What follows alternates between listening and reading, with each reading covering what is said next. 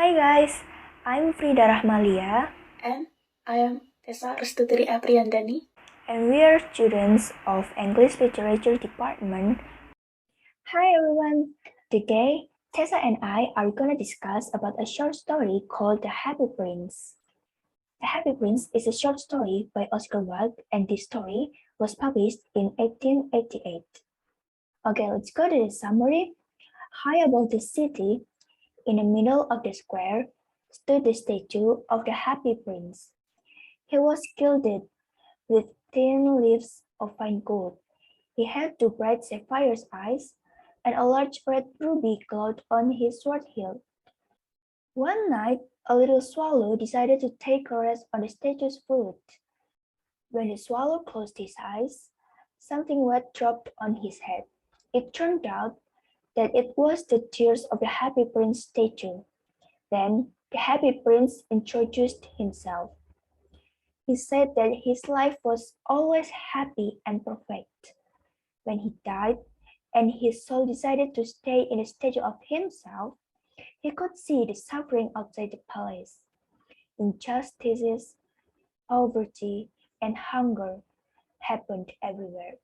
He regretted why he never knew about this. Then the prince asked the swallow to take his ruby, sapphires, and thin leaves of the fine gold. He told the swallow to give all those away to the poor. The Happy Prince statue became dull and gray, but the life of the people he helped became happier. As the winter came, the swallow could not go anywhere. The Happy Prince thanked him and said that he could go to Egypt eventually, right? But the swallow was freezing, and he knew that his time was coming. So he said goodbye to the prince. Right after that, the swallow fell down dead on the snowy ground next to the prince's bed. The prince could not even say a word when he saw the swallow falling. He was mournful that his heart cracked inside. The next day, the mayor and the town councillors walked by and saw the ugly statue and the dead swallow. So they pulled down the Happy Prince statue and melted it in a furnace. I would like to explain about the background of each character. The first character is the Happy Prince. The Happy Prince was a golden statue that could see what was going on in the city. Unlike his name, the Happy Prince was sad to see the suffering of the townspeople who were in the lower classes. Then he met a swallow and ordered the swallow to deliver his ruby, sapphires, and fine gold leaves to the townspeople in need. The second character is the swallow. Swallow was a bird that decided to stay longer and refused to migrate with his friends because he fell in love with a reed. When it was almost winter, he decided to go to Egypt alone. As he just decided to rest under the statue of the Happy Prince, he saw that the prince was crying. After listening to everything the prince needed to say, he decided to become a sender of gems and gold to the poor.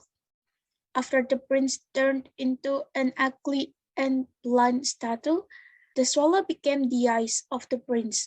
In the end, the swallow decided to not migrate to Egypt during winter. It turned out that he died of cold. And the last characters are the mayor and the town councillors. The mayor and the town councillors did not care about the townspeople and only cared about their interest. When the statue was no longer pretty, the mayor ordered to tear it down and planned to replace it with a statue of himself. We move to the social problems. Based on the short story of the Happy Prince, we can see that there were class differences in that era. That social gap made the lower class suffer. The city dwellers of the upper class did not care about the lower class residents. They were enjoying their sight. They lived their wealthy lives in their palace and did not know about the condition of poor people. Even the mayor of the city still didn't care and was busy with the statue of the Happy Prince. Then the second problem is the Happy Prince, when he was alive, he also enjoyed his life in his palace so much that he did not even curious about the world outside his joyful palace. After he died and his soul stayed in the statue, He finally found out that the most of the people in his city were suffering. Okay, first of all, I want to make a solution and claim for the Happy Prince that we we know that the prince regretted it because he found out about the condition of his people after he died. I mean, he wasn't supposed to live his life by just having fun. He should have a little curiosity about the world, the life outside his palace. He should have the eagerness to learn more, to explore more about the world outside his palace.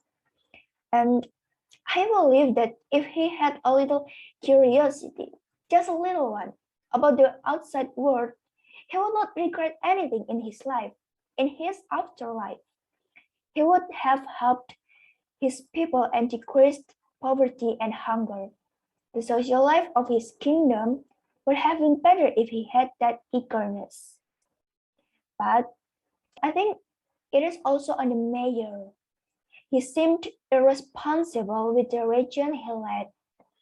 All he cared about was just himself and his city for his personal interest. Like, I think he's a narcissistic, and